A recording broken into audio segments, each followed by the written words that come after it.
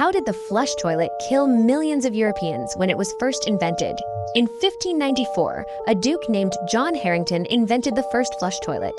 He presented it as a gift to Queen Elizabeth I, but the Queen didn't like it because the flushing sound was too loud. Everyone in the entire palace would know when she was defecating, and it was very unseemly. Before that, the royal family and nobles had always been using chamber pots for going to the toilet, and there were also enclosed toilets, which were actually just a box with a chamber pot inside. Louis XIV really liked sitting on it to defecate while receiving guests and socializing. It was so smelly that the ministers didn't dare to complain, even though they were angry. 200 years later, Joseph Brahma made the first flush toilet with a rotating valve.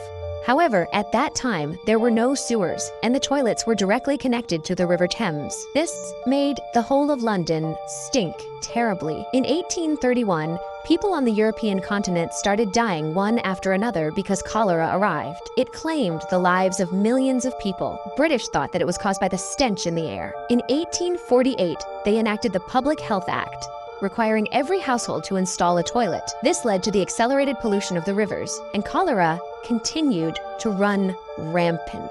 There was a young man named John Snow who found out that cholera came from water contaminated by feces, but no one believed him until just before his death. It was not until 60 years later, when the Vibrio cholerae was discovered, that people realized he was right.